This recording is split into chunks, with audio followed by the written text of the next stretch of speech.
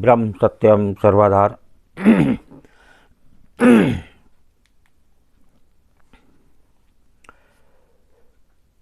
यदि सुख में भी भगवान को याद किया जाए तो दुख हो ही क्यों।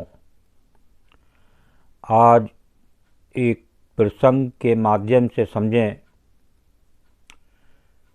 कि इस संसार में कुछ भी हमारा नहीं है, यहाँ तक कि हम ये देह अपनी माने हुए हैं, ये भी अपनी नहीं है।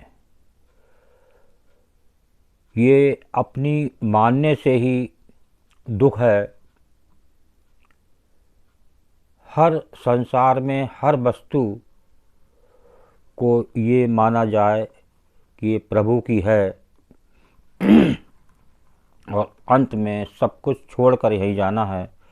तो एक प्रसंग को स्मरण करते हैं और इस प्रसंग से शिक्षा लेते हैं।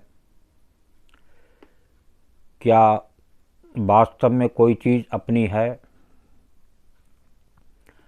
एक अमीर आदमी था। उसने अपने गांव के सब गरीब लोगों के लिए और भिखारियों के लिए महाभारी प्रतिमा दान बांध दिया। किसी को 10 रुपये मिलते महीने में तो किसी को 20 रुपये मिलते, तो किसी को 50 रुपये। सभी लोग हर महीने की 1 तारीख को आकर अपने पैसे ले जाते थे। ये क्रम बरसों से ऐसा चल रहा था। एक भिखारी था जो बहुत ही गरीब था और जिसका बड़ा परिवार था। उसे 50 रुपये हर महीने मिलते थे। वो हर महीने की 1 तारीख को आकर अपने पैसे ले जाता था।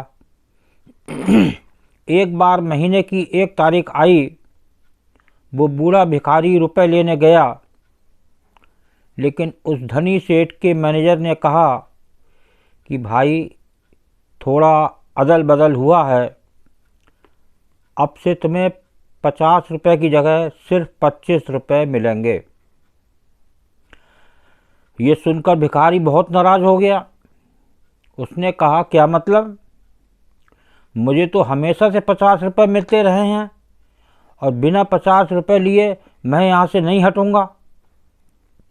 क्या वजह है 50 की जगह 25 देने की? मैनेजर ने कहा कि जिनकी तरफ से तुम्हें रुपए मिलते थे उनकी बेटी का विवाह है और उस विवाह में बहुत खर्च होने वाला है।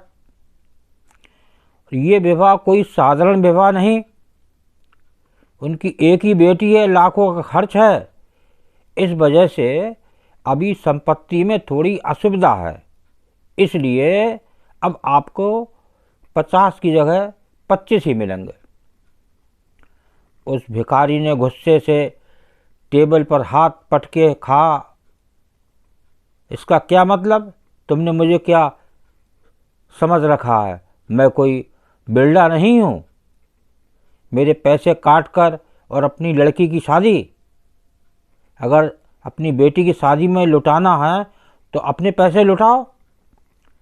पिछले कई सालों से उस बूढ़े भिखारी को 50 रुपये मिलते आ रहे हैं, इसलिए वो आदी हो गया है, अधिकारी हो गया है। वो अपने आप को बड़ा मानने लगा है। उसमें से 25 काट लेने पर उसका विरोध कर रहा है। हमें जो मिलता है या मिला है जीवन में, उसे हम अपना मान रहे हैं।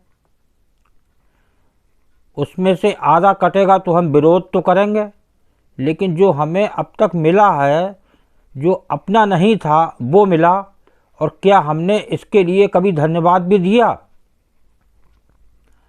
इस भिखारी ने कभी उस अमीर आदमी के पास जाकर धन्यवाद तक नहीं दिया कि तुम 50 रुपये महीने हमें देते हो, इसके लिए धन्यवाद लेके जब कटे तो विरोध किया। जरा विचार करें कि हम कभी सुख के लिए भगवान को धन्यवाद देने मंदिर गए हैं? शायद ही किसी का जवाब हाँ होगा। हम सभी अधिकतर बस दुख की शिकायत लेकर ही मंदिर गए हैं। जीवन जैसे सुंदर उपहार के लिए हमारे मन में कोई धन्यवाद नहीं है, लेकिन जीवन में कभी बड़ा दुख आ जाए तो बड़ी शिकायत। सुख के लिए कोई धन्यवाद नहीं, लेकिन दुख के लिए बहुत बड़ी शिकायत। जब भी हमने भगवान को पुकारा तो कोई न कोई पीड़ा या दुख के लिए। क्या हमने कभी धन्यवाद देने के लिए भगवान को पुकारा है? दुख में सुमिरन सब करें, सुख में करे न कोय, जो सुख में सुमिरन करे, दुख काहे को होए। कबीर दास जी कहते हैं कि दुख के समय सभी भगवान को याद करते हैं, पर सुख में कोई भी भगवान को याद नहीं करता। तो ये यदि सुख में भी भगवान को याद किया जाए तो दुख हो ही क्यों। तो ये प्रसंग आपने अभी श्रवण किया कि संसार में कोई भी वस्तु हमारी नहीं है, कोई वस्तु नहीं संसार में जो मन को देवे धीर। आज तक संसार में कोई वस्तु ऐसी नहीं बनी जो मन को धीरजता दे सके। आज हम सबसे बड़ी जो कमी है इस देह को ही अपनी माने बैठे हैं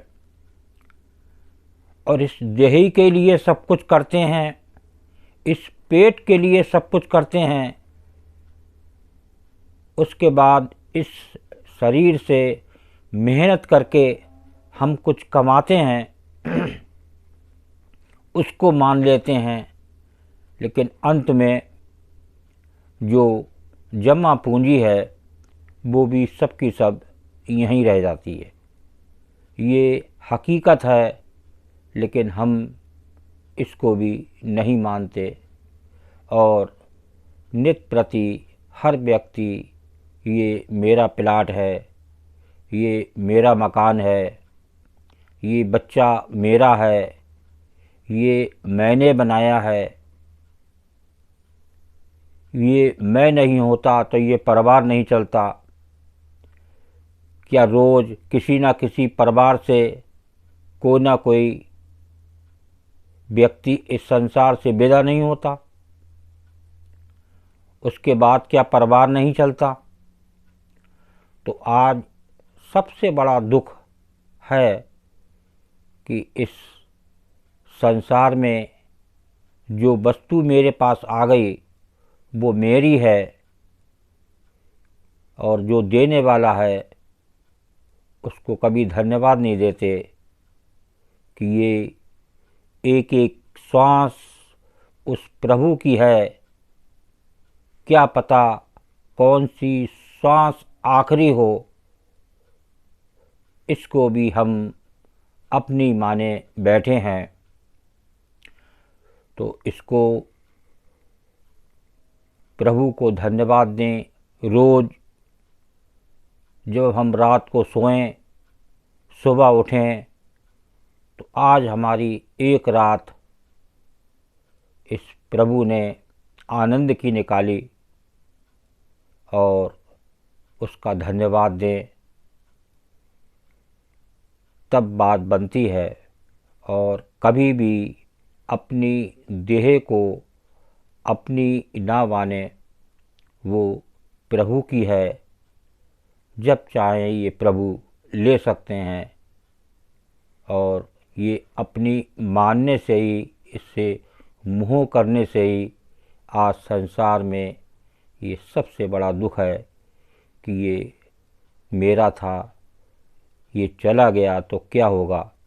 जैसे अभी आपने प्रसंग सुना कि वो भिखारी कुछ भी नहीं करता था, उसके बाद भी जो उसको दान महीने में बांधा गया वो अपना ही कि उस पर उस अपना हक जमाने लगा। और देखिए अंत में वो कितना दुखी हुआ जब उस अमीर व्यक्ति की लड़की की शादी थी तो उसके पास कुछ मुद्रा की कमी आने लगी, तो इस वजह से उसने कुछ समय के लिए उसकी दान आधा कर दिया। तो देखिए वो भिखारी कितना बिगड़ने लगा कि ये मेरा था, उस पर हक जमाने लगा, जबकि वो दान था। आज नौकरी करके भी अपना वेतन लेता है और अंत में रिटायर हो जाता है। वो जमा पूंजी भी मिलती है लेकिन अंत में वो भी यहीं छोड़ कर जाता है, उसका पर भी उसका कोई हक नहीं। पूरा का पूरा परिवार छोड़ के चले जाता है, किसी पर उसका कोई हक नहीं होता। तो आज संसार में किसी भी चीज़ को अपनी ना माने, कब ये यहीं छूट जाए। तो उस प्रभु को रोज़ हर पल धन्यवाद दें कि ये तू करता तू हरता सब तेरी आज्ञा, ऐसा भाव बनाएं और अपना जीवन यापन करें तो निश्चित ही आपको कोई दुख नहीं होगा। क्योंकि जब हमारा है ही नहीं, अंत तक होने पर भी हमारा नहीं रहा, तो हम दुख क्यों करें। उस प्रभु को हर पल धन्यवाद करें कि उसने ये मानव देह दी हमें उस प्रभु से मिलने के लिए। ओम ब्रह्म सत्यम सर्वदा। अभी आपने ये प्रसंग सुना, इसको शेयर ज़रूर करें, शायद किसी का मन में बात बैठ जाए और उसको सुख मिलने लगे। ओम ब्रह्म सत्यम सर्वदा।